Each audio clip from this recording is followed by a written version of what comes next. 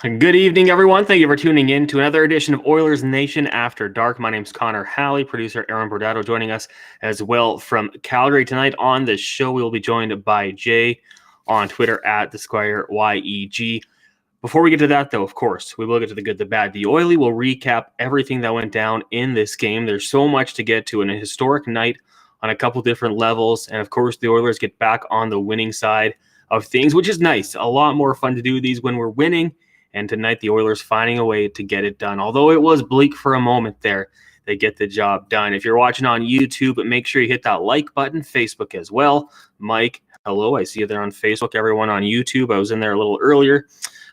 We've got Gonzo, QF Pro, Joey, the backup optimist. Good to have that backup optimism in case we need it. We've got F, Darian, some stranger, Tyson. Hello, everyone. Thanks for joining us. And again, hit that like button.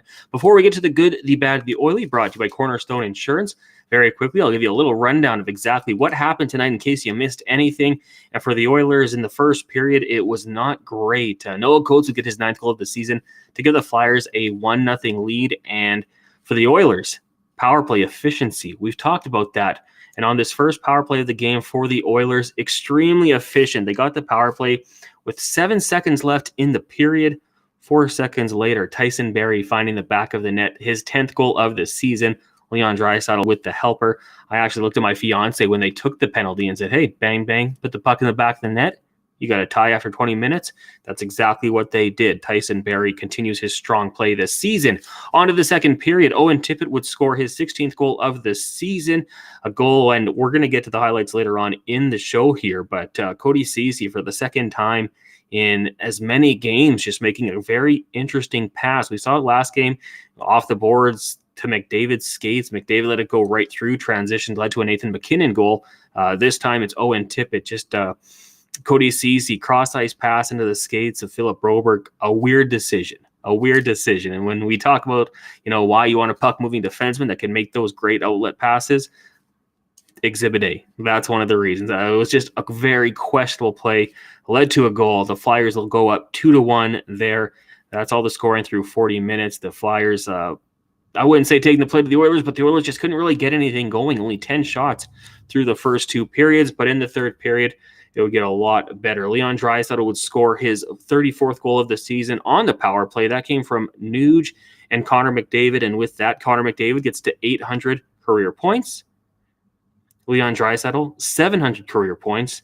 And Ryan Nugent-Hopkins sets a new career high with 70 points. So I don't know if they're going to break that puck up into 3. I don't know what the plan is. I feel like for McDavid, he'll probably say, yeah, give me the 1,000.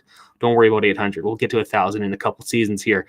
After that, Connor McDavid would score his 43rd goal of the season. That would give the Oilers a 3-2 lead. Leon Draisaitl with the helper there. And then late in the game, with the net pulled, Connor McDavid ices it from his own end. His 44th of the season. Darnell Nurse picks up his 23rd assist of the season on that one. I thought Nurse had a better game tonight, and the shorty would give the Oilers the 4-2 lead. That's how it would end. So now the Oilers, 70 points on the season. You factor that in with Las Vegas losing in overtime to Chicago. They're at 73 points. LA lost to Minnesota 2-1. They're at 71 points, and Seattle at 70. So the Oilers and Kraken currently tied in the Pacific Division for third at 70 points. Right now, let's get to the good, the bad, the oily, brought to you by Cornerstone Insurance.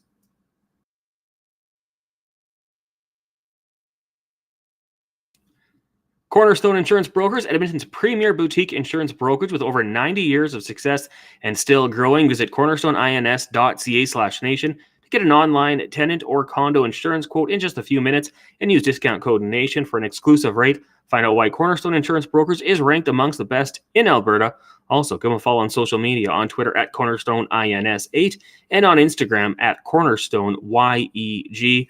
We now bring in Jay of Oilers Nation to join us in our recap of this 4-2 Oilers victory over the Flyers. Jay, good evening. How are you doing tonight? I'm doing well, Connor, and yourself? It's been a rough week. Now Yeah, I mean, hey, anytime the Oilers can find a way to get the win, it's going to be a good start to the week. And I was saying earlier on here, it feels like it's been a long time since we've done a post-game with the Oilers winning. So nice to see. We'll start off tonight, as we usually do, with the good. And the good for the Edmonton Oilers tonight, as Aaron and I were going through this after 2 periods, it was tough to find good things. There wasn't a whole lot going on, but there was that efficient power play, Tyson Barrie getting there. And, as we know, when the power play is rolling, this Oilers team is going to go with it, and they would add the other power play goal later on. Leon Draisaitl with his 34th of the season. Good to see that power play clicking here. It was obviously a big reason for him here. I also thought, we finally showed up in the third period, found our legs and started moving, like take play and smother us and not let us. We weren't doing anything to kind of counteract game. Shot out of a cannon a bit in the third.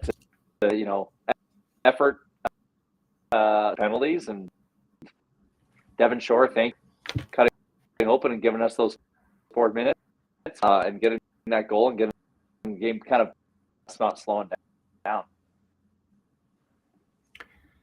Jay, our producer Aaron says the connection is a little shitty. Maybe drop the AirPods and just go off the mic and speakers. I'm taking the people into the whole thing. They're getting the background information, the chat that we have. I don't know. Is that going to come through any better? How do I sound right now? Sounding good. I think you're sounding good. Aaron, are we all on the same page? Texter or thought? People commenting? We sounding better? He says it sounds better. So let's go with it. You're sounding better. The bad tonight for the Edmonton Oilers. And I mean, hey, through 40 minutes, there was a few things we could have chose from. We had gone with shots on goal, and I mean, we could probably spin this into a positive, but in the first 2 periods, 5 shots per period, only 10. The Oilers would get 17 in the third period, so they really ramped it up. But yeah, those first 2 periods, they were making life pretty easy on Carter Hart. Oh, for sure. Already a good goalie who can stop volume on him, then it's just the math. It's not going to, playing hometown in front of his family and love. So yeah, no, that's definitely no good. Mine very, very on brand for me, but Bouchard had a weird, make some weird decisions and weak turnovers that keep for the opposition in our. Just thought that was an off. That's on brand for me to pick on Bouchard. Yeah, I mean, it's certainly been an up and down year for Bouchard, and I always just tell myself, like, hey, he's still on the younger side of things, still gaining that maturity and game experience. But yeah, 100% up and down game for Bouchard. And then we get to the Oily here, and I think, Jay, we're still having some issues with the connection there, but I've got faith that it'll turn itself around at some point here, like the Oilers in the third period. Eventually, it did correct itself, so hopefully we'll get that figured out. Maybe not, though. Maybe not. We'll go to the Oily here, as it looks like Jay might have froze up a little bit. The Oily tonight, we got to go with the bad giveaways. And this is something that I think you can kind of compile with going into last game as well. I talked about it earlier, the pass from Cody Ceci on the second goal. Owen Tippett would bury it, and credit to the Flyers. It was a nice goal by them, nice finish and everything like that. But that play doesn't happen if Cody Ceci, maybe makes the simpler play and tries to just get it out. Glass it out sometimes isn't the worst thing. You don't have to whip it cross ice, grenade into the skates of Philip Broberg, who's not moving or anything. If he's moving and there's momentum, I think he got a better opportunity to make something out of it. But it was just kind of thrown into the skates, and from there, it just did not work out. So we're going to try to get Jay back on here in a minute, but that was the good, the bad, the oily, brought to you by Cornerstone Insurance, cornerstoneins.ca. Check it out. Good company to work with. Promise you that. Also, Betway. Did you throw some money down there on McDavid and Draisaitl of 3-point nights? Because if you did, you might have had a nice little payout from Betway, a 19+. Do so responsibly.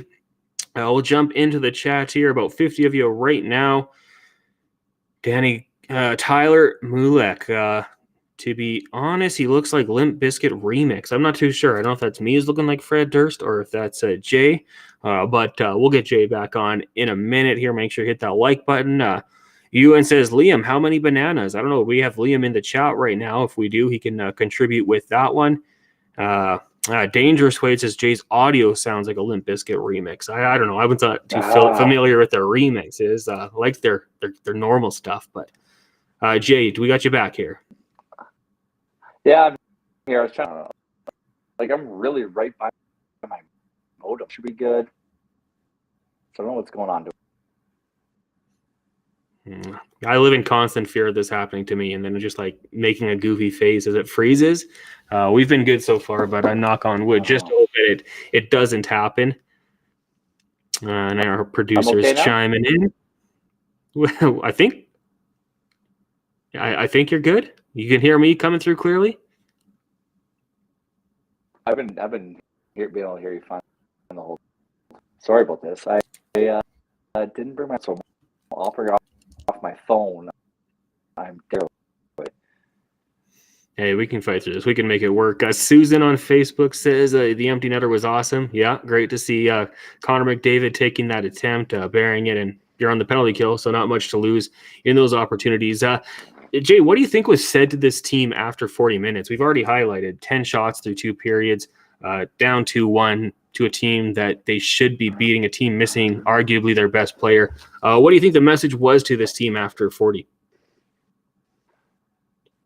Wake up! What have we've been, dominating percent of most games, and just losing to a team that's below us,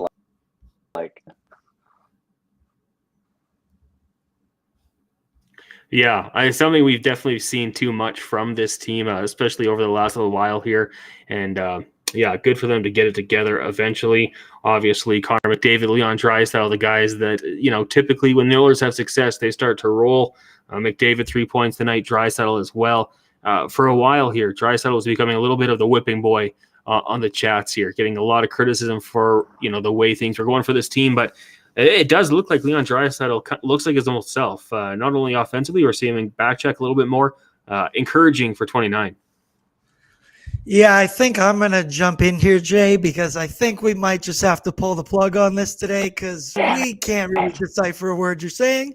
So if the nation citizens are okay with it, maybe I'll hop on and we'll talk some oil tonight. Yes. Okay, we appreciate it, Jay. Everybody say see you, Jay. All right, Aaron. Hey, well, Aaron joins us live from Calgary.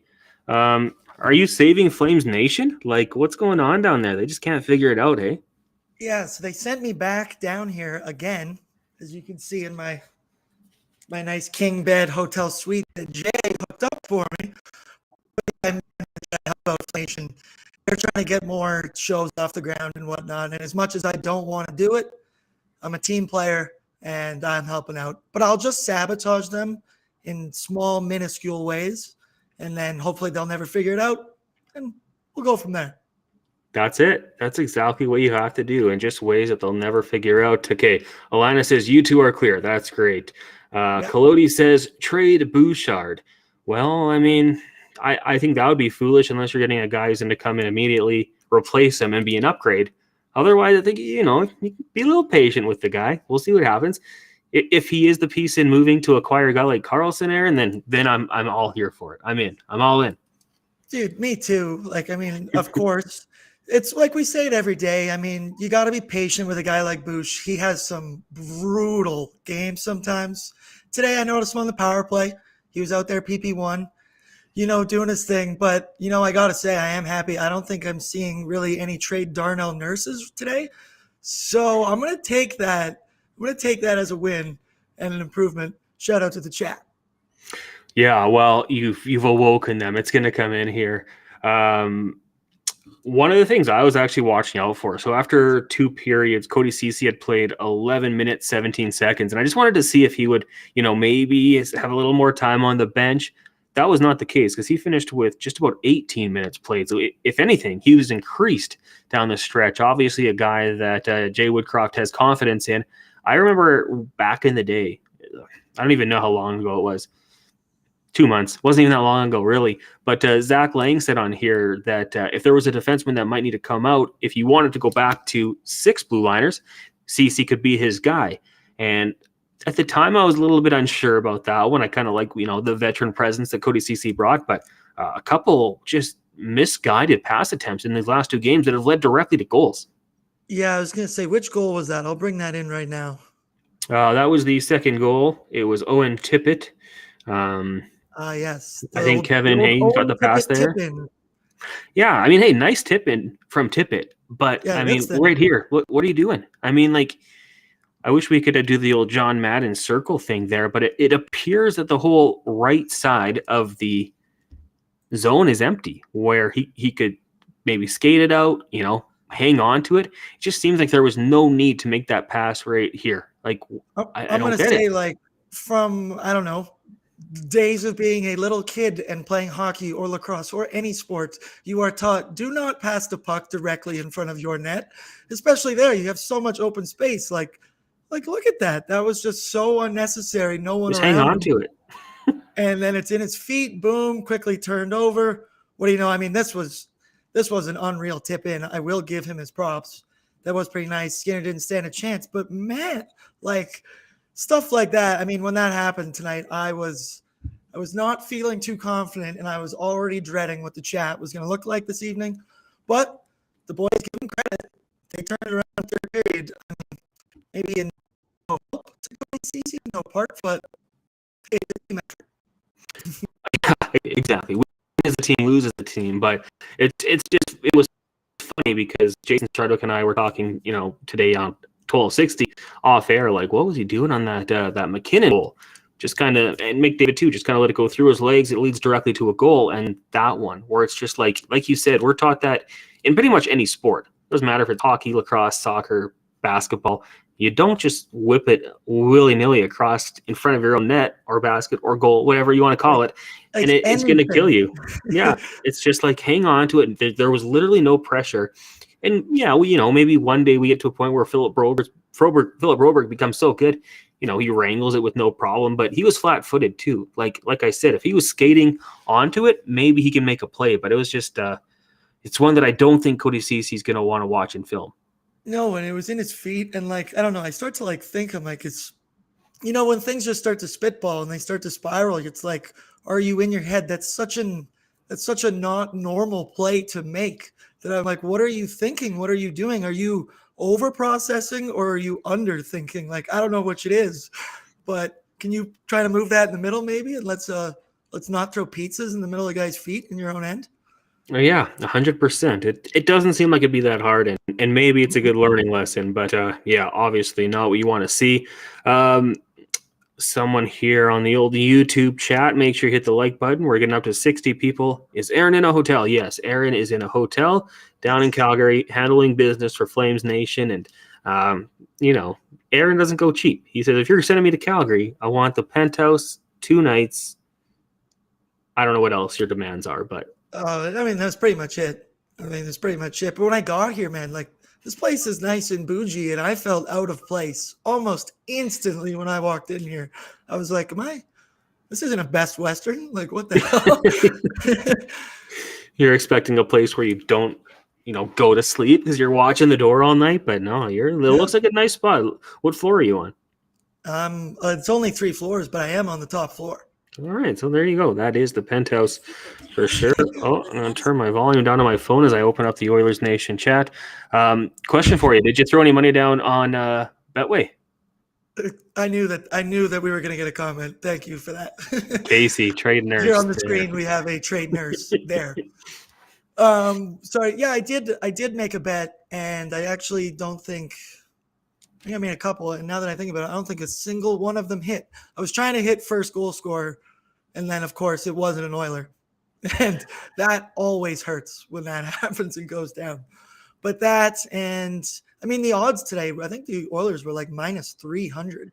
So, you know me, I'm a plus sign hunter, so I couldn't just do that. So I didn't get too crazy tonight.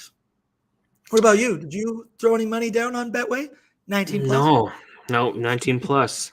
Do so responsibly. Had I McDavid Draisaitl. Back in the day, I used to always like last season when the odds were really good. McDavid Draisaitl plus 3 points. Like they would just nail it so often, especially the when it was the Canadian division. It was like free money, and then they figured it out and they lowered the odds, obviously, right? But that was the dream. So I love when they hit 3 points for those people that go for it.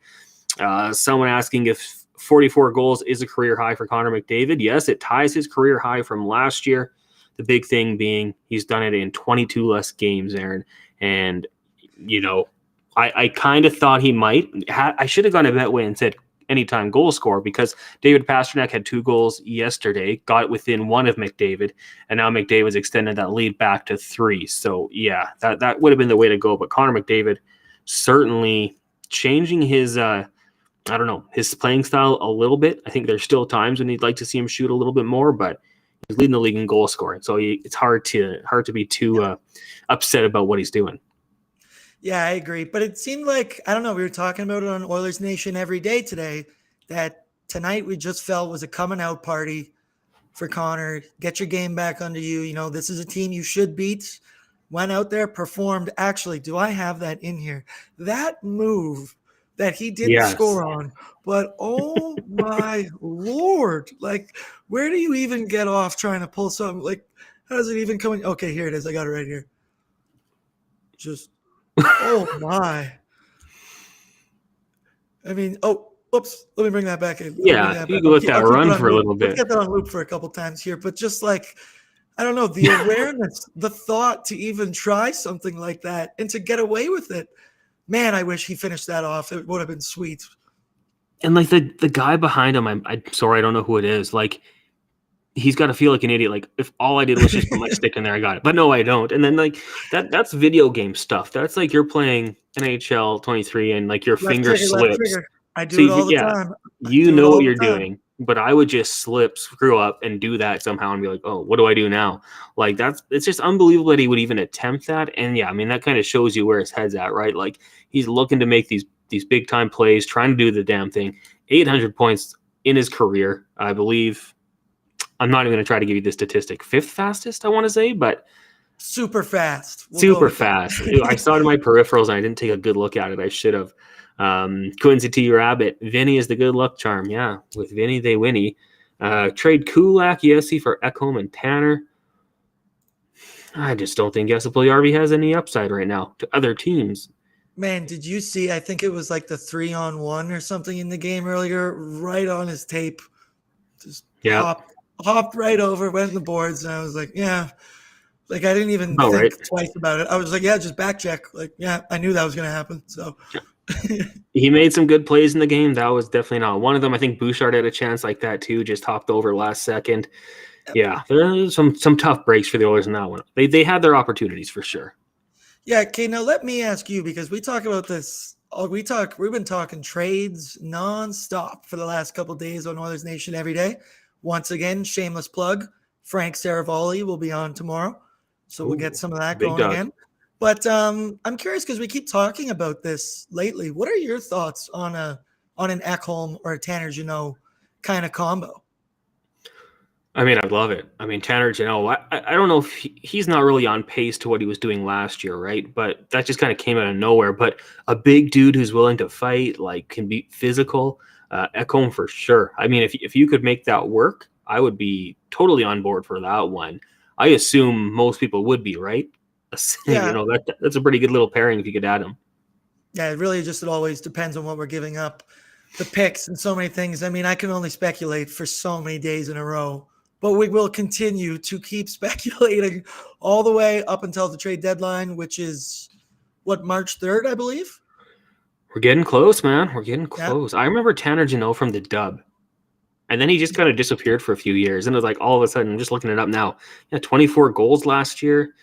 6'2", 210. Yeah, I mean, you'd love that. He might have been like kind of had one of those years where everything went his way, but you'd love to bring that in. Just want to go off what you said, Connor McDavid trying to finding his groove once again, and that's going to be massive. Like the Penguins on Thursday, obviously going up against Sidney Crosby. Anytime those two meet, it's going to be a big deal. Saturday, maybe a little bit of a lull in Columbus, but then you've got the Boston Bruins, you've got the Leafs. 2 against the Jets, the Sabres, the Bruins, the Leafs.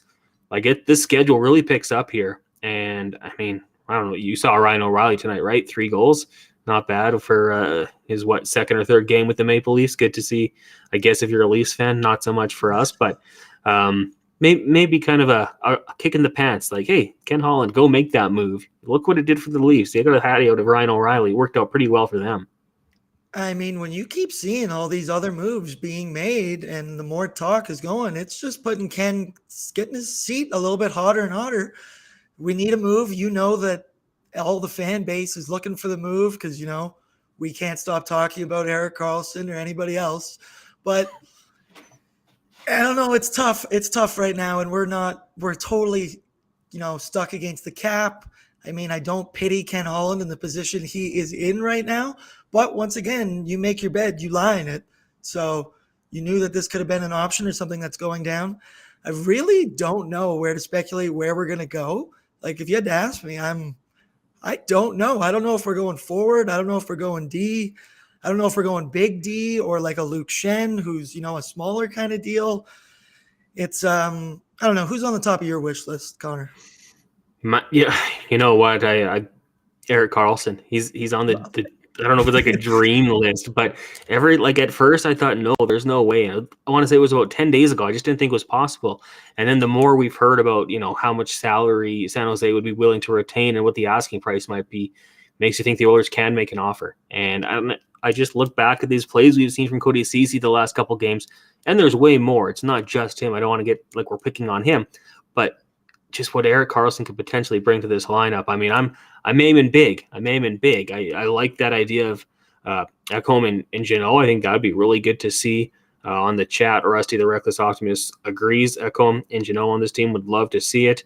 I do have to say, Joey, the backup optimist, said JP was brutal. You're not quite as optimistic as Rusty, but that's why you're the backup. And, one day you'll get there. You got to pump everybody up. That's what Rusty would do. I think a defenseman would be my go-to. And I don't know what Ken Holland's going to do. Like you said, there's a lot of ways he could go that I think would satisfy Oilers fans. Like if he was to get another center, Oilers fans would be happy. If he goes more of the shutdown defenseman, I think Oilers fans would be happy. And even if it's an offensive-minded defenseman, I think it would please the fan base. I think the team and the fan base just wanted to see moves to be made that give this team that extra push. Like you were down to the Final Four last season. The fan base wants to see this team make moves to improve. And I feel like it's not the hardest thing to do. Just go do something. Go do something. Add more skill to this roster. Maybe you're pushing other guys down further in the depth chart, and that would, minimize their role, maybe help them improve upon it. They can do it better in a smaller dosage. But, yeah, I just think they got to do something. Who's yours? Yeah, who's on top of yours? Well, I mean, it's obviously EK65. But, I mean, when you make that point, like with a Cody Ceci struggling, I don't think he's a good defenseman. Like, he's been great for us. He just maybe isn't a top 2 kind of guy. And if you can slide him down a spot or something like that, makes him all the more comfortable, more reasonable minutes. And I mean, of course, it's always EK65. I've been cutting up these clips for Dropping the Gloves. I'm the producer for that podcast as well. But I was just watching like an hour of Erik Karlsson highlights the other day, and I just couldn't get enough of it. Him literally going end to end. I was like, man, can you imagine him and Connor saucing that puck back and forth, going up the ice? And then I watched, I mean, it's the All-Star game, but they had their little 2-on-1, and I was like, oh, man, imagine what that would look like in orange and blue. Yeah, I mean, I meant like, you're an opposing team. You have to defend that, right? It's like we got to watch this outlet pass. It doesn't matter if it's McDavid, Draisaitl, Hyman, Nuge. Geez, even like Ryan McLeod can get going. Like we have to be aware because Erik Karlsson can make that play, and he's going to be playing 25 minutes, which is going to reduce the ice time amongst others. Quincy says, I think the Oilers have been playing crappy D on purpose to bring in Karlsson. Well, he's sending a little message to the GM. Kenny, go do something for us. Back in the YouTube chat, hello to everyone. Good little conversation going on about Joey, the backup optimist, says it should be optimist in training. QF Pro says that's why he's not recklessly optimistic. Dr. Gonzo measured optimism. So I like that point from QF Pro 21. That's why he's not reckless. He's measured. He watches what he says. Jackson says, what do you guys think? A three-city front runner up for hosting the 2025 NHL All-Star Game, Detroit, Seattle, and Edmonton. I noticed that Brad Marchand said players would boycott if that was the case. What's wrong with Seattle? I mean, I get Edmonton and Detroit. Like, look, I love Edmonton, born and raised here. If it's between going down to Miami or coming to Edmonton in late January, I know where I want to go. Like, I'm not so blind to that fact. But Seattle seems like it'd be a nice city. I think Seattle, I mean, hey, I love Edmonton. I'd love it to come here. But like you just said, it's like, I mean, remember when Ovi used to take the 1-game suspension just so he wouldn't do the All-Star game? I bet your ass they'd see a couple guys doing that if they had a choice. They had to come to Edmonton with minus 30 out. But I just think the Seattle thing, like, I don't know, it has to be them. They're the new team. They're the new team. They're the new kids on the block. They need the fan base. I think that would inject some life in there. And is Seattle maybe the least cold of those three at that time? Actually, I don't know. I don't know what the difference between Detroit and Seattle is. Less snow. Yeah, I mean, maybe rainy in Seattle. I mean, you are like a dip in the mercury from all hell being raised. If it freezes, it could be pretty bad. I don't know. I mean, let us know in the chat. What do you think? Edmonton, Detroit, Seattle. Where would you rather go at the end of January? I think the Oilers should host a draft. I think the draft would be very cool. Nice. We're a beautiful city in the summer. You got the River Valley. Let them go hit some home runs. Yeah, I mean, I think that would be okay. Home runs in the River Valley, you say? There you go. The old River Hawks. Shout out to them and their beer bats. Brad Marchand getting some hate in the chat. Yeah. That's okay. He probably thrives off it. Collodi says Carlson and Nick Bustad, players they'd like to see. Yeah, I think Carlson, I'm with you on that one. Bustad would be okay as well. Nathan, he says Edmonton for sure. For sure, Edmonton. I think you're right, though, Aaron. And I think we're going to get Tyler Yaremchuk to join us here in a second. The big man's going to step up and jump in here for a little bit with us. I feel like the All-Star game needs to be a reward. It has to be a destination people want to go to. And I don't know. Maybe we're just not it. I don't know. Yeah, so I guess here, let's play the game. Let's think. What would, when they went to Florida, they did all kinds of golfing and surfing. What would the Edmonton be? What would the Edmonton activities be? Try to think about it. Let me know in the chat, everybody. What would the Edmonton All-Star activities be? I think you got to do like the West Edmonton Mall relay or something like that. Some sort of a donaire like contest. I mean, maybe they could work that in. I feel like we're pretty famous for those. So, yeah. Chloe says Costin better beat Marshy's ass. How dare you insult our city? That would be funny if he did, though. It'd be reason to. We got Boston coming up right away. We are coming through, looks like a murderer's row kind of here. Upcoming in the schedule. We got Pittsburgh next on Thursday. Crosby, McDavid. That's always a big one. It is. It's great. And it's a 5:00 game, so that's nicer for us. That's nicer for the After Dark show. 100%. We're kind of spoiled for a little while here. Yeah, like Columbus at 10:30 a.m. I don't like those because the other job I do pregame, and that's early. But especially on a Saturday.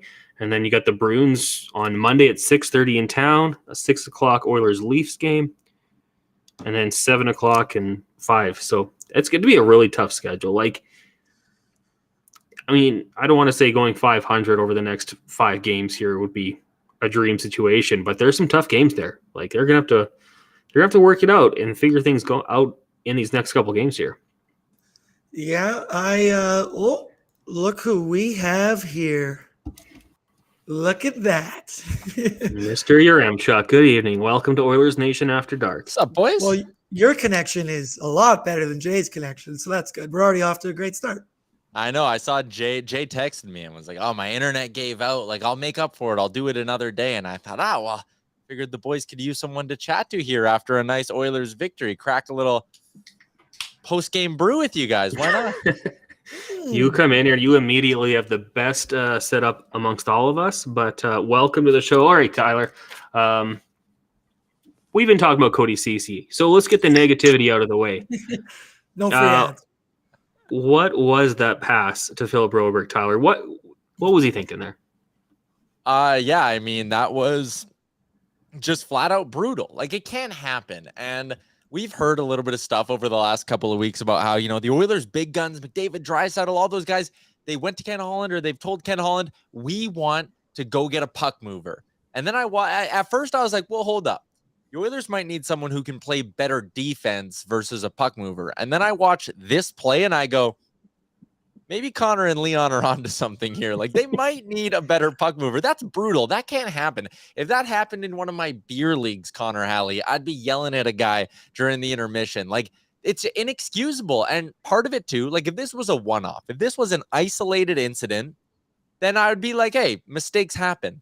But for CC and for the entire blue line for tonight, that was happening way too much. These simple little 15 to 20-foot passes that should just be right on the tape and right out of the zone, they were getting thrown into feet. They were getting turned over. They weren't connecting, and it cost the Oilers a bunch of chances to end rushes for the Flyers. It's inexcusable. They need to get better puck movers. Yeah, I mean, we talked about it on, I don't even know, what day is it today? Saturday, Sunday, Monday, the game against the Avalanche, Sunday. Like, Cody Ceci did a very similar thing where he just kind of threw it off the boards. McDavid let it go through his legs, led to a Nathan McKinnon goal. Like, it's not a one-off here. It's some bad things. Nathan on Facebook looks like he's going to bed. Good night, Nathan. Thank you for tuning into the show this evening. Yeah, 100%. I just think about that. I'm like, well, imagine if Erik Karlsson's in that situation. How different does that look? We talked about it last Saturday when you were on the show, and it seemed very unrealistic, but I've got my hopes up. I want to see it now. Yeah, listen, I still think that my advice would be don't hold your breath on this thing. Throwing out a link on my Twitter, so we'll get some more people in here as well. Don't hold your breath on it.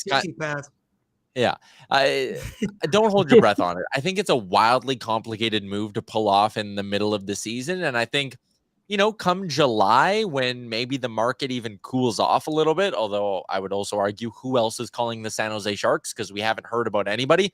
In the summer, though, when the cap goes up $3 to $4 million, maybe it will get easier to work in a guy like Erik Karlsson. For now, I still think the Oilers are unfortunately stuck in a spot where they need to check down. They need to look at the secondary market of puck movers, the secondary market of potential forwards out there. And I'm just not sure if we can sit here and go, Erik Karlsson's the answer. Erik Karlsson's coming in the next 9 days or whatever it is, and he's going to solve all of our problems. It's probably not going to happen. There is some pressure on the guys in this lineup to be better. And, Darnell Nurse down the stretch last year was great.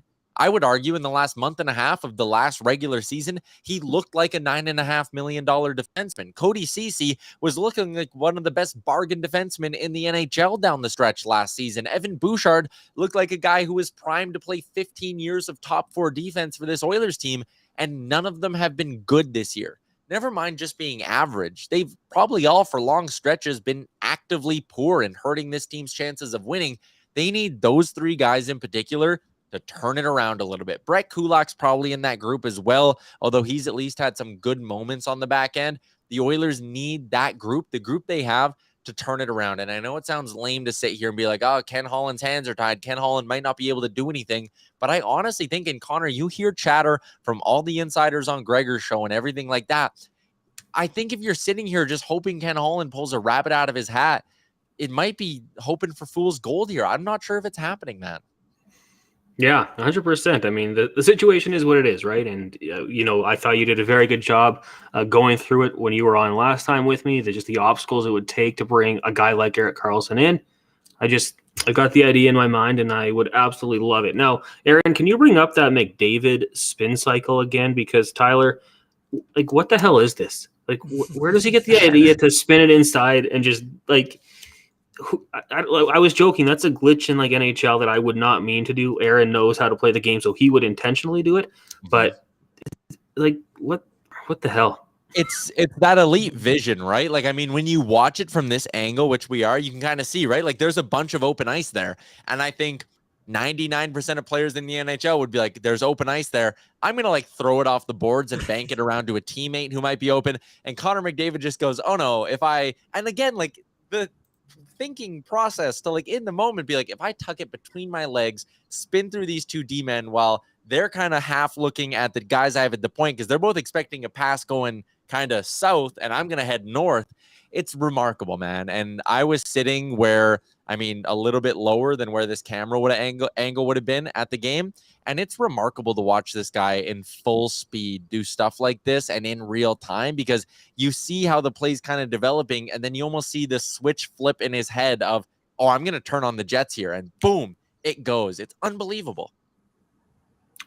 I thought for a second there, like maybe he's looking at Evan Bouchard, and then Bouchard kind of takes himself out of the play. So like, okay, I'll just turn it inside here. It would have been amazing if we could have got a goal out of that one. 800 points now for Connor McDavid on his career. Leon Draisaitl 700, and then Ryan Nugent-Hopkins sets a career high with 70 points, all on the same goal. Don't know what they do with that puck. They'll figure it out.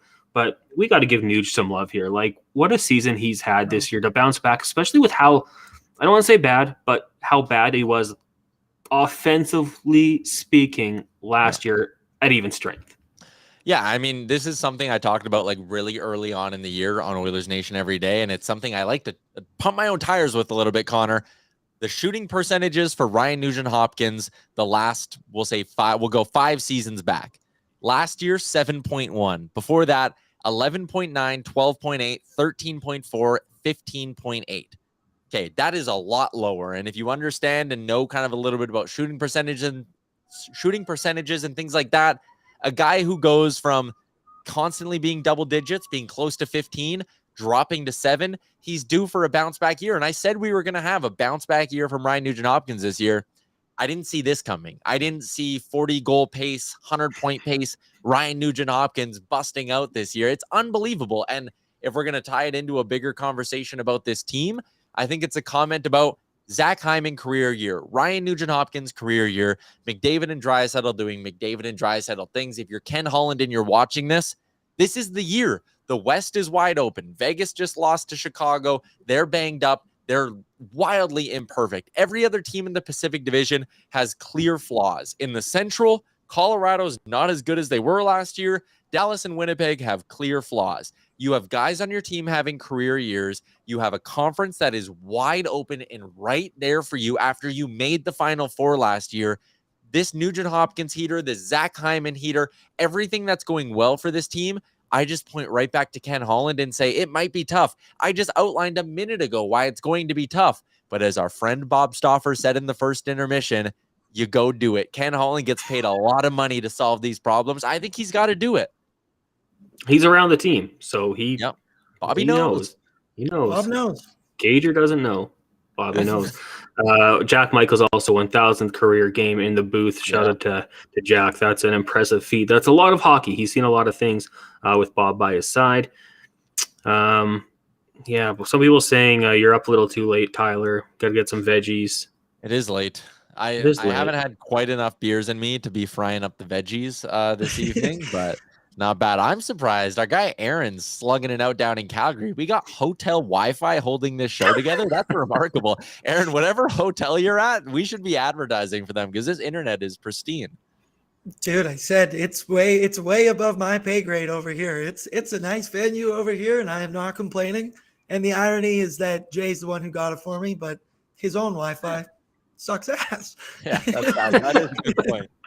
Should have came down with you. We're up over 100 people on the YouTube here. Tyler, that's the flex you have. Make sure you hit that like button if you're just joining us now. Connor Halley, Aaron Bordetto, and Tyler Yaremchuk recapping the big win 4-2 over the Flyers. Connor McDavid, a couple goals. It was a good night down at Rogers. Tyler, looking forward now. You got the Pittsburgh Penguins on Thursday, 5 o'clock start, so we'll be on a little bit earlier after that one. What do you think with the goaltending situation here? Are you sticking with Stuart Skinner, or do you look towards Jack Campbell again? I go right back to Stu. I think he kind of earned it. He played really good tonight. There was that big save late. He wasn't tested a lot, but and I don't love being the guy who has to come on here and shit on Jack Campbell, but he was not good over that last stretch of games. The Oilers scored 13 goals in 3 games. I went on this rant on Oilers Nation every day. If you score 13 goals over a 3-game span, you should more often than not win all 3 of those games. Stuart Skinner was not amazing tonight, but this save here, he makes that big stop. And for the people who are going to jump in the comments and say, well, Jack Campbell made a big stop against Detroit and he made a big stop against New York. Jack Campbell also gave up 2 or 3 weak goals in each of those games. And you could say the same thing against Colorado. The difference is Stuart Skinner stops the pucks he's supposed to, and then he makes you the big save. This game doesn't end in regulation if it's not for the guy between the pipes, Stuart Skinner, who ends the game with a .923 save percentage. That is solid. He made big saves. He made the saves he's supposed to. He's earned another start. And listen, we all watch these games. We can all, although we're not goaltending experts, we can all piece together and see kind of how these two guys move. If you're not way more confident in Stuart Skinner right now than you are Jack Campbell, we're not watching the same sport. It's got to be Stu going forward. Yeah, I agree 1,000%. He's the guy. He's the guy, and it's been proven all the time. I mean, Campbell's looked great there. He had, that 9-game stretch. Great stats, looked at all the time, but he just has some of that inconsistency that, frankly, I haven't seen out of Stuart Skinner, really. Maybe little slight lulls here and there, bad game here or there. But he's been the guy. He's the guy, just like you said, Tyler. He moves better. He just looks better. And I don't know, there's something about Jack Campbell that I'm just not entirely confident all the time. I want to be confident so badly, but it's just not there yet. I mean, there's still a lot of games left to be played. So it can be done, but right now in the season, Stu's my guy. I'm just trying to look quickly here, guys. I believe in their last 5 starts, just going to go on goal support. Jack Campbell, when his starts, the Oilers have scored 24 goals. And for Stuart Skinner, it's 5, 6, 7, 11 goals. So obviously, maybe you guys want to fact check that if you're going to run with it. But obviously, Campbell getting a lot more goal support. Yep. I'm with you guys. I think Stuart Skinner should be back out there once again. It's going to be interesting, though, because the schedule picks up quite a bit here in terms of toughness. Yeah, and I tweeted about that today after the game. It's like, hey, tonight was fine. I am not going to take anything away from this victory tonight. You came from behind in the third period to beat a team that just beat the Calgary Flames. Like, the Flyers play that pesky, grinded down John Tortorella style. That's hard to get through sometimes, and I get it.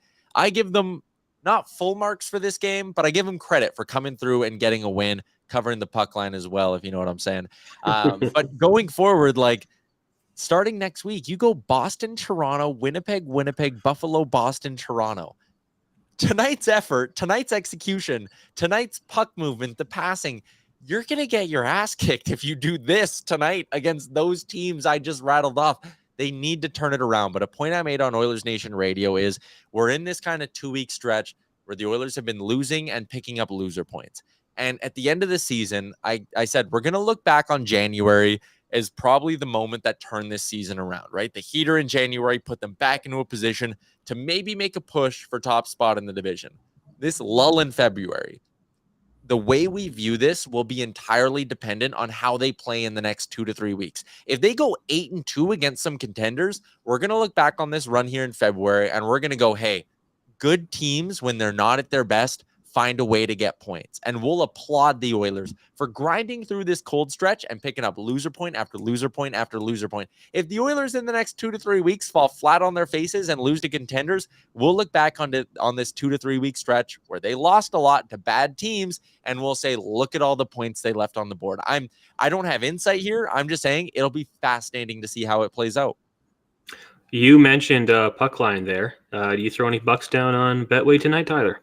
I will read you my text conversations with one Mr. Bagged Milk, and I sent him a text at, well, it would have been right before the third period started. I said, we making the money back with a live bet?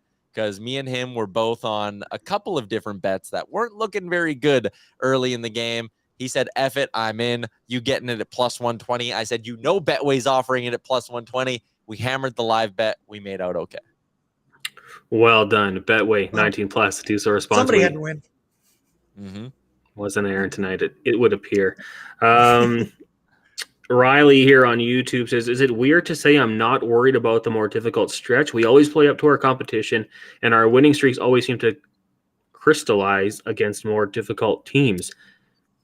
I mean, we have seen them play well against tougher opponents, even in this stretch. I mean, this is going to be a real tough one, though. Like that back-to-back against Winnipeg's going to be something. Got the Leafs, the Bruins in there. I don't know if there's a measuring stick game, but Boston might be it. Yeah, I mean, they're the best team in the East. And you look back to that streak in January, and there were wins against 3 in a row, Vegas, Seattle, Tampa. And the Oilers have this tendency to, you're right, play up to their competition a little bit. For 40 minutes against New York and Colorado, they looked really good. So you're right. The measuring stick thing, it's a little cliche, but it's probably true. This next 2 weeks is going to tell us a lot about this Oilers team. And I mean, we'll see if it's a different looking Oilers team as well, because that deadline kind of falls right in the middle of this stretch of really tough hockey games. And I rattled off the next kind of 7-8 opponents, but even coming out of that in the middle of March, you got to go Dallas and Seattle twice in 3 days in the middle of March. Like, a lot of really tough hockey. But if you're an Oilers fan, you're sitting here going, hey, we want them to be playing their best hockey when they roll into the playoffs. And to get into that kind of best hockey shape, you got to play the best teams in the conference. Right now, the Oilers tied for third with Seattle in the Pacific. Vegas at 73 points, the Kings at 71, Oilers Kraken at 70. The Kraken do have a game in hand, but it is against the Boston Bruins. So, we'll see how that goes. The Kraken, I believe, losing tonight. Next game goes Thursday. Aaron, great timing against Pittsburgh, 27-20-9. Is that still a marquee matchup for you, Ty? Crosby, McDavid? Yeah, just because, I mean, they're only ever going to meet twice a year for the rest of their careers. And Sidney Crosby's in year 17, 18 of his career. So how many more of these do we get? Probably less than 10 between now and the end of Sidney Crosby's career. So cherish these, right? You're not going to get a chance to see your guy, Connor McDavid, go up against, it's the current one versus the last one in terms of generational talent. So enjoy these. It'll be great.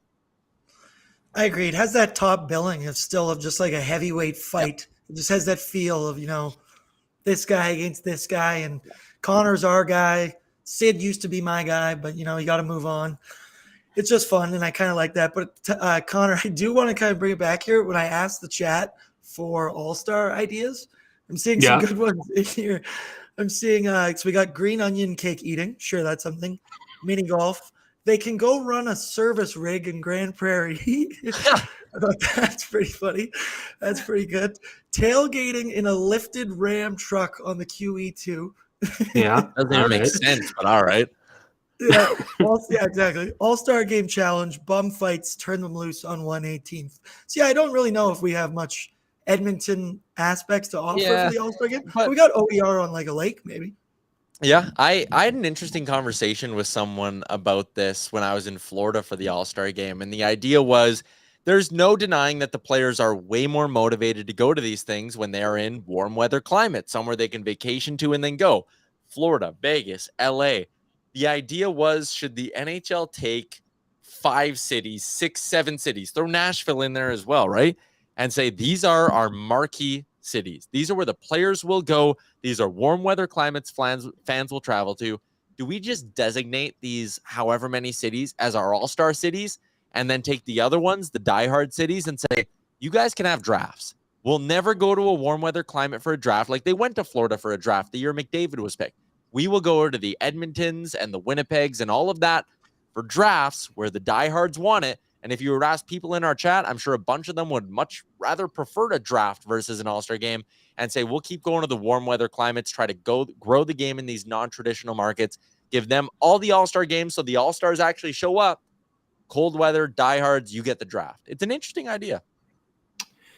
I would be good with it. That's Rusty, a good idea. I like that idea.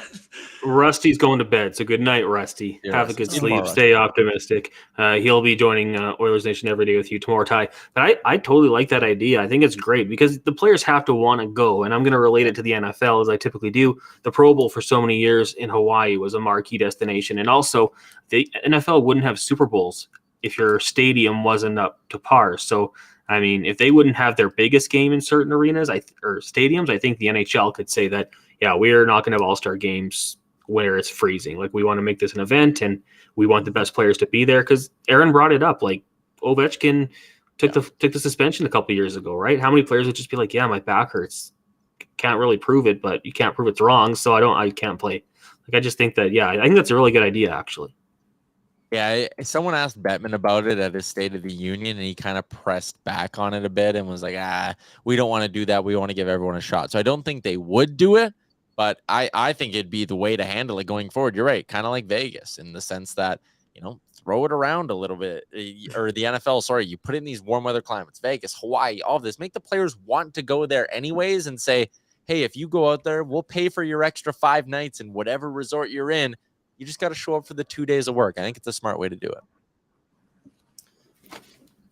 When we're in charge, Ty, when we're in charge, we will one day, make that happen. I mean, I've got a feeling the NHL is watching this, and they'll figure it out one day.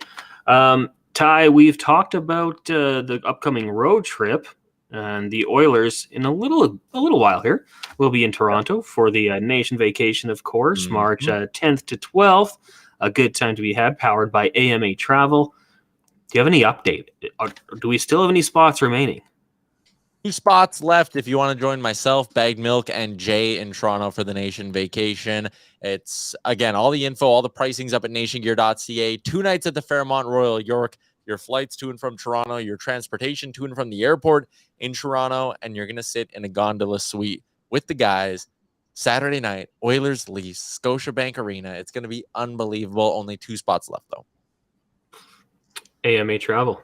Hooking you guys up. All right. Nationgear.ca. That's a website, I do believe. Yes, sir. And we have our birthday party coming up, Connor. You should be coming out to that. We should find a way to get Oilers Nation After Dark going at the Pint on March 18th. It's our 15th birthday party for Oilers Nation. It's going to be great. Tickets are $20.07. Proceeds going to You Can Play for Kids as well. So a bunch of great stuff going on there. You know what? I will be at my stag that weekend. Yes, you will. I knew that too. I might have to buy a ticket for a great cause. And, maybe I'll buy 2 tickets and we'll have to do a giveaway or something here on Oilers Nation After Dark. Actually, not a terrible idea. Oh, Connor, I'll match. Let's do it. Oh.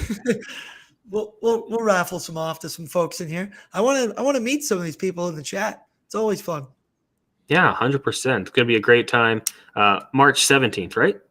18th? March 18th against the game against the Kraken. Oh, man, that'll be a good time. Well, okay, as we do per usual here, Ty, before we wrap up, let's get some predictions. Oilers, Penguins, 5 o'clock. How about a score prediction and what you might sprinkle some money down at Betway? Man, give me like a vintage McDavid Crosby matchup. I feel like after that snooze fest against the Flyers, we're due for something a little more exciting. So I would do like Crosby, McDavid, each to get 2 points, and then the Oilers cover the puck line, win this game like 5-3. Why not? Yeah, I'm going to parlay an Oilers W with the over, whatever it is. I'm feeling goals galore. It's just the meeting of the stars. Everything aligns. It's going to be a good one. What about you? I'm gonna preach some positivity. I'm gonna, if I can, Evan Bouchard anytime goal. I feel like he's getting ripped on, and we saw that before. He responded with 2 goals in a comeback against the Rangers. So I'm gonna say anytime goal for Evan Bouchard. Predictions coming in 5-2, 6-3. No one's picked against the Oilers as of yet. 7-3 Oilers for Tyson Genesis 6-3. Sergeant Battle, little late, but I made it. How's everyone doing? We're good, but I think we're wrapping up right away here. We're coming up on an hour, so I think we're gonna hang it up. Big thank you to Cornerstone Insurance, of course, for presenting the good, the bad, the oily. Betway 19+, bet responsibly. And if you want to go on that nation vacation out to Toronto, nationgear.ca, powered by AMA Travel. Tyler, Aaron, thanks guys. Thanks for doing this. On, man. Thank you. And to everyone who tuned in, thank you. If you're on YouTube, hit that like button, and we'll talk to you guys on Thursday. Have a great night. See ya.